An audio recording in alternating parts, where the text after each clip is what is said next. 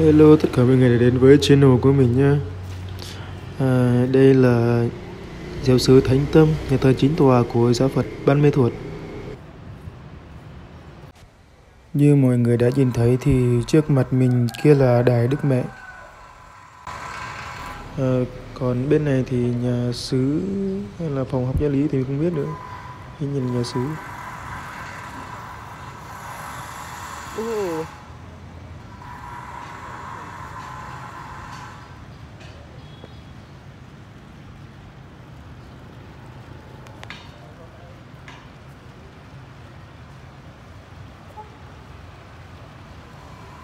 Kia là nước trong hồ cá, các chú đang xả nước, thay nước mới.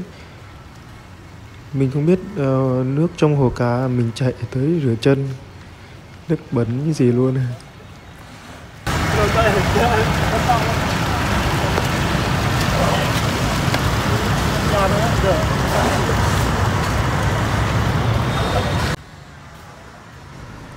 Cảnh bên đền Đức Mẹ rất là đẹp.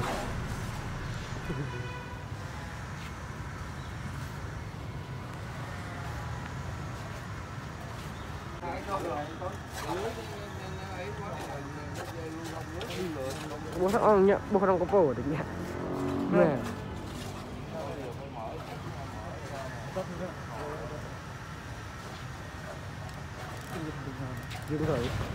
Lúc này thì mình giúp các chú bắt cá bỏ trong cái xô. Con cá nó chui từ cái ống nó ra. Bắt nhìn ra đó.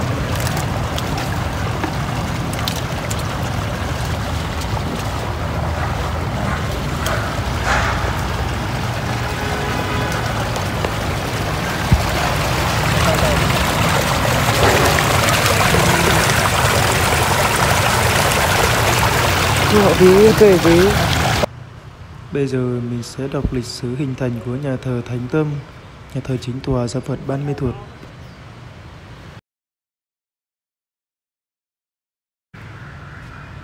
Nhà thờ Thánh Tâm số 2 đường Phan Chu Trinh, phường Tân Lợi, thành phố Buôn Ma Thuột, tỉnh Đắk Lắk, là nhà thờ chính tòa của giáo Phật Ban Mê Thuột.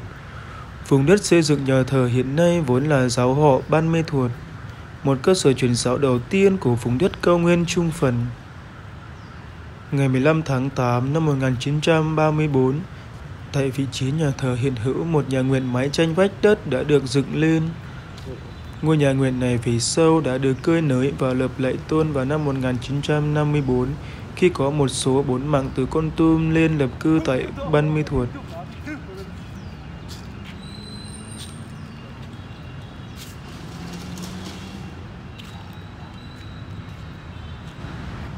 Sau này các nữ tu Vinh Sơn đã xây một nhà nguyện mới trên nền nhà nguyện Tiên Khởi. Ngày 30 tháng 3 năm 1937, Giám mục Chenin Phước, Giám mục Địa Phật Kon Tum đã nâng giáo họ Ban Mê Thuột lên hàng giáo xứ và chủ tọa lễ nhập chức của cha xứ Tiên Khởi Phêrô Nguyễn Đắc Cẩn. Tháng 9 năm 1956, Giám mục Seskim bổ nhiệm cha Gioan Bautista Trần Thanh Ngoạn làm chánh xứ, và linh mục này đã xây dựng nhà thờ lớn thị xã. Hiện nay là nhà thờ chính tòa Ban Mê Thuột. Nhà thờ xây đúng 1 năm và được khánh thành vào Chúa Nhật thứ 2 sau lễ Phục sinh năm 1959. Nhà thờ chọn ngày lễ bốn mạng là lễ Thánh Tâm Chúa Giêsu vào tháng 6 hàng năm.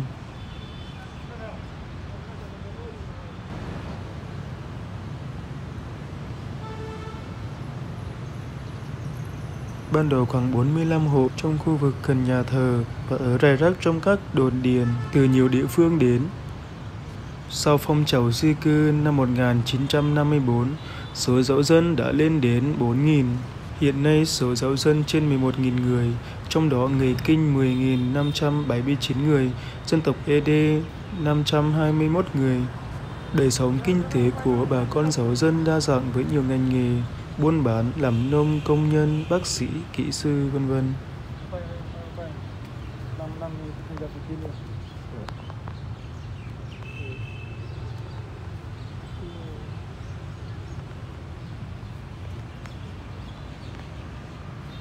Phong cảnh trong nhà thờ này rất là đẹp luôn, như bên châu Âu luôn.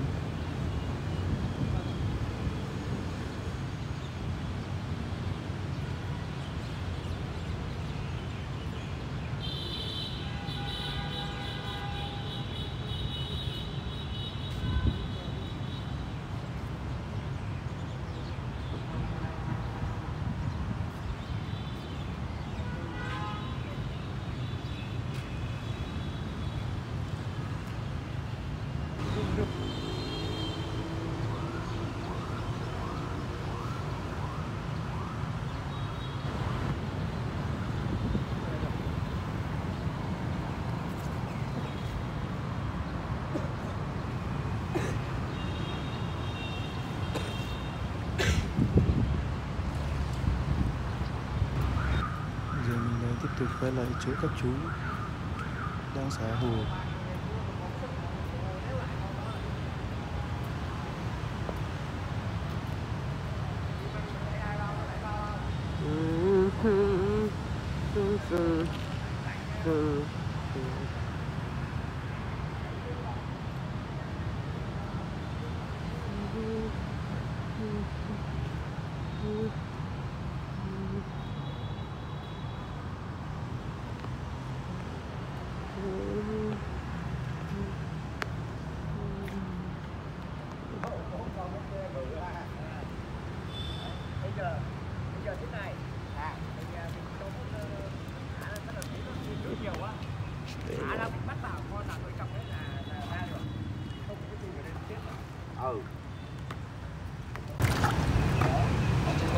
Cá trê thì dễ nuôi.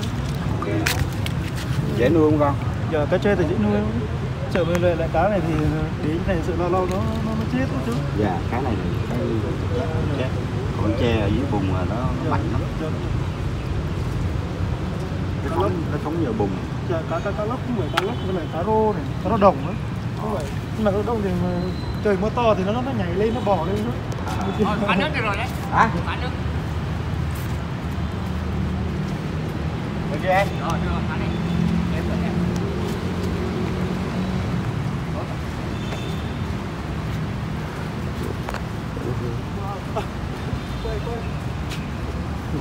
Nghe không? Nhúc. Con, xin con. Bắt cho chú thả kìa. Con tôi thả cơ. Đây. Cá nhiều lắm. Cái chê to quá ha. Cá trê. Cạn rồi đây. Từ đây. Cá bố rồi đấy.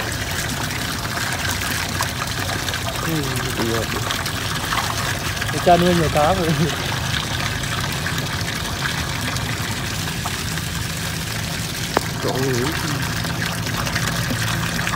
Cá trê. Lúc mới tới thì mình không có nhìn qua bên này. Không ngờ cá nhiều thật.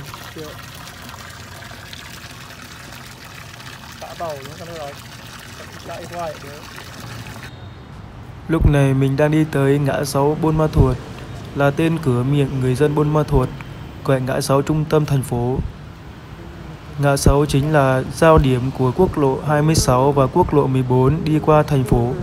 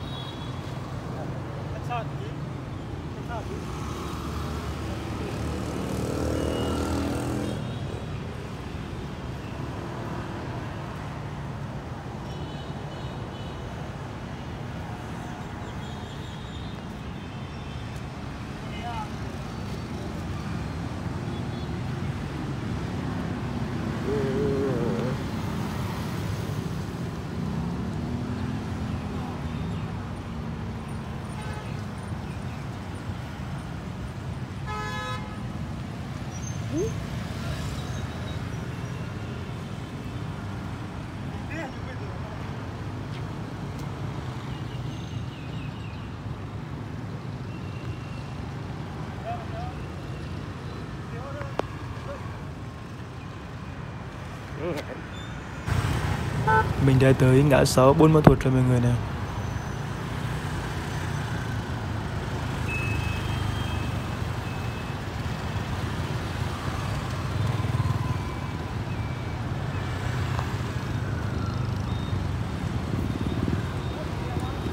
No, quá.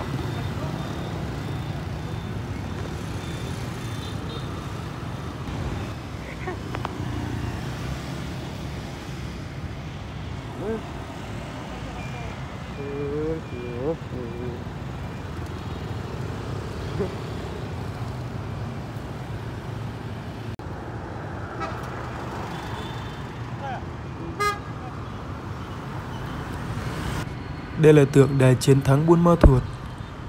Tượng đài tựa như một niềm tự hào của người dân địa phương, bởi nó được coi như biểu tượng của thành phố.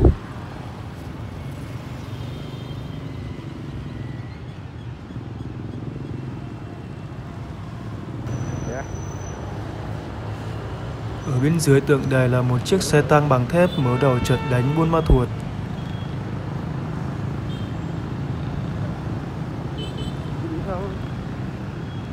Tượng đài chiến thắng Buôn Ma Thuột. Lưu động. Lúc đầu mình nghĩ nó là một chiếc xe tăng thật, khi mà mình thấy gần thì người ta làm bằng thép.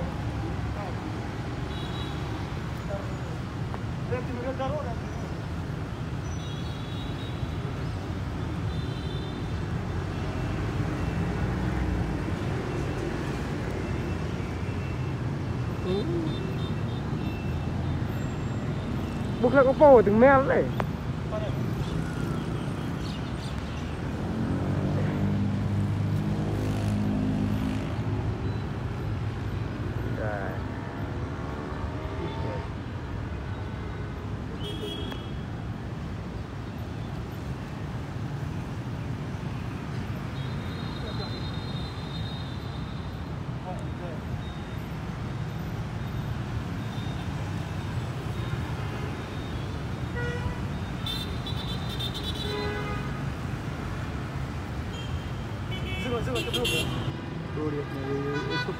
Itu gak ada.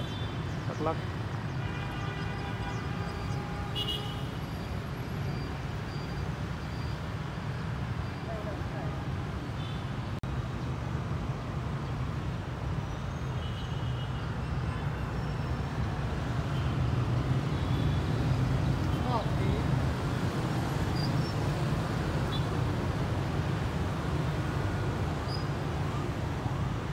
Đó.